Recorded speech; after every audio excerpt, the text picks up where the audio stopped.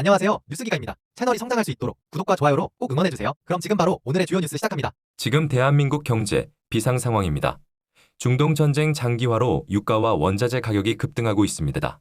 정부는 비상경제 체제를 가동하고 100조 원 규모 대응에 나섰습니다. 하지만 더 큰 문제는 따로 있습니다. 이란이 호르무즈 해협 통과를 허용했지만 실제 안전은 아직 불확실합니다. 지금 상황 생각보다 심각합니다. 영상으로 확인하시죠. 정부는 중동 전쟁 발발 직후부터 국가 안보와 국민 경제 안정을 위해 각별한 긴장감과 위기감을 가지고 상황에 대처하고 있습니다. 우선 무엇보다 중요한 우리 국민의 안전을 위해 교민 신변 안전을 즉각적으로 확보하고 외교 안보 위기 대응 체계를 강화하였습니다. 지난 3월 15일에는 범정부 차원의 원팀 협력을 통해 사막의 빛 작전을 성공적으로 수행하여 중동에 고립된 우리 교민 204분이 무사히 귀국한 바 있습니다. 또한 중동 상황이 에너지, 금융, 실물 경제 등 우리 경제에 미치는 영향을 최소화하기 위해 가용 정책 수단을 총동원해 대응하고 있습니다. 위기 상황을 틈탄 과도한 석유 가격 인상에 단호히 대응하고 소비자 부담을 완화하기 위해 석유 최고 가격제를 시행 중이며 외환과 금융시장에 대한 모니터링을 강화하고 100조 원 플러스 알파의 시장 안정 조치가 적기 시행될 수 있도록 선제적 대응에 만전을 다하고 있습니다. 경제가 어려울수록 취약계층이 받는 충격은 훨씬 크기 때문에 서민 물가 부담 경감과 수출기업 지원에 역량을 집중하는 한편 민생 안정과 경제 회복을 위한 전시 추경을 신속히 준비하고 있습니다. 아울러 국민들께서 안심하실 수 있도록 정확하게 정보를 제공하고 가짜뉴스 단속, 보이스피싱 등 민생범죄 대응에도 총력을 기울이고 있습니다. 하지만 중동 전쟁이 3주 넘게 지속되면서 에너지와 원자재 부족 등 중동발 경제 영향이 확대되고 있습니다. 이제는 상황 장기화에 대비해 최악의 상황까지 포함하여 범정부 차원의 선제적 대응 체제를 한층 강화할 필요가 있습니다. 어제 3월 24일 국무회의에서 대통령께서는 민생과 경제 산업 전반에 발생할지 모를 중대한 위기에 대처하기 위해 비상대응 체계를 선제적으로 가동할 것을 지시하셨습니다. 정부는 비상한 상황에 맞춰 비상하게 대응하겠습니다. 대통령 주재 비상경제점검회의를 최고 컨트롤 타워로 해서 국가 역량을 결집해 나가겠습니다. 이를 뒷받침하기 위해 정부에서는 총리를 본부장으로 하는 비상경제본부를 두고 범부처 원팀으로 대응해 나가는 한편 이와 별도로 청와대에는 비상경제 상황실을 가동할 것이고 상세한 내용은 청와대에서 별도로 브리핑할 예정입니다. 총리가 본부장인 비상경제본부는 기존의 경제부총리 주재 비상경제장관회의를 총리 주재로 격상하면서 확대 개편하는 것이고 경제부총리는 부본부장으로 실무대응반을 총괄하게 됩니다. 비상경제본부 회의는 중동 상황 전개에 따라 개최 주기를 탄력적으로 운영하되 당분간 주 2회 개최하겠습니다. 매주 1회는 본부장인 총리가 직접 주재하고 나머지 1회는 부본부장인 경제부총리가 주재함으로써 급변하는 상황에 기민하게 대응하고 각 부처와 분야별 대응에 빈틈이 없도록 유기적 연계를 강화하겠습니다.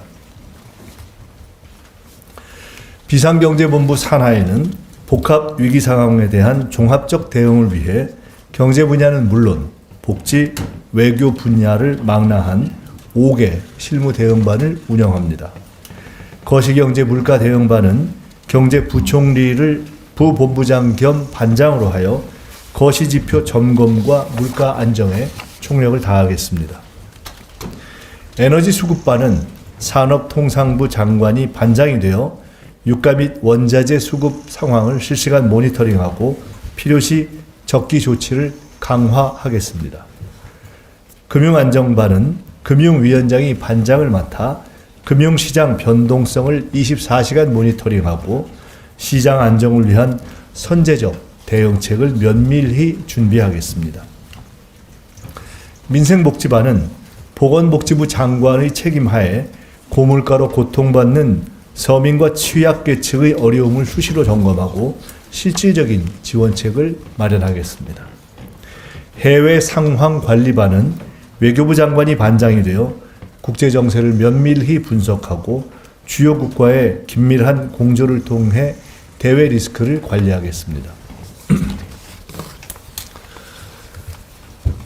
대한민국은 과거 외환 위기와 글로벌 금융 위기 등 수많은 경제적 파고를 국민의 단합된 저력으로 이겨내온 역사가 있습니다. 비록 지금의 중동발 위기가 엄중하지만 정부가 선제적으로 대응하고 국민과 함께 힘을 모은다면 위기 극복을 넘어서 국가 대전환의 새로운 기회를 만들어낼 것입니다. 중동 전쟁의 충격이 커지는 상황에서 정부는 비상경제 대응 체계를 빈틈없이 가동하여 국가적 위기 상황을 반드시 극복해 내겠습니다. 그 과정에서 국민 여러분께 신속하고 정확하게 정보를 제공할 것입니다. 또한 이번 중동 전쟁 대응을 계기로 삼아서 공급망 경쟁력 강화, 자본시장 체질 개선, 에너지 구조 전환 등 위기를 기회로 만들기 위한 중장기 과제도 속도감 있게 추진해 나갈 것입니다. 위기 대응은 타이밍이 생명입니다. 민생 방어와 경기 안정을 위한 추경은 선택이 아닌 필수입니다. 추경의 신속한 처리와 집행에 초당적 협력을 당부드립니다. 국민 여러분께는 대중교통 이용, 생활 절전 등 에너지 절약 운동에 자발적으로 동참해 주시기를 간곡히 부탁드리면서 정부의 대응 체계를 믿고 정상적인 경제 활동에 전념해 주시기를 부탁드립니다. 감사합니다.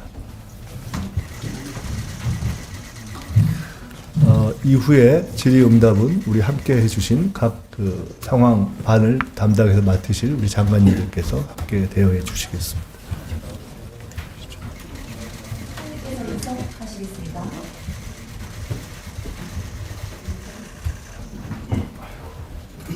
그럼 비상경제 대응체계 관련 브리핑은 마치고 이어서 발표와 관련된 질의응답 시간을 갖도록 하겠습니다. 질문하실 기자분께서는 손을 들어주시고 소속과 이름을 말씀해 주시기 바랍니다.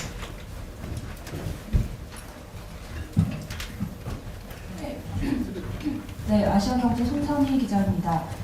그 첫 회의가 언제 시작되는지 질문을 드리고요.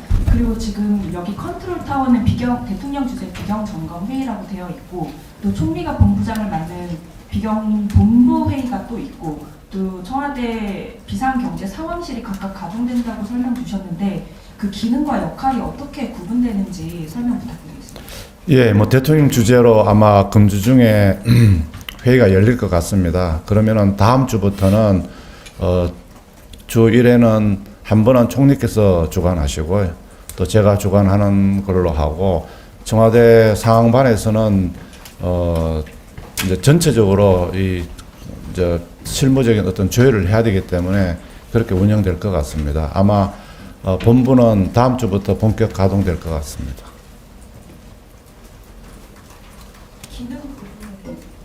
예, 기능은 대통령 주재에서는 큰 전체 그림을 그리고 그걸 또 실행하기 위해서는 내각에서 본부를 운영하고 있고 총리 주재로서는 또 각 반별로 또 코디네이션하고 또 거기서 결정적을 제가 또 실무적으로 이행하기 위해서 하고 그래서 굉장히 촘촘하게 이 구조를 짜서 어디 한 군데라도 누수가 생긴다든지 또는 또 챙겨지지 않는 부분이 없도록 하기 위해서 굉장히 촘촘하게 이렇게 짰다는 말씀을 드리겠습니다.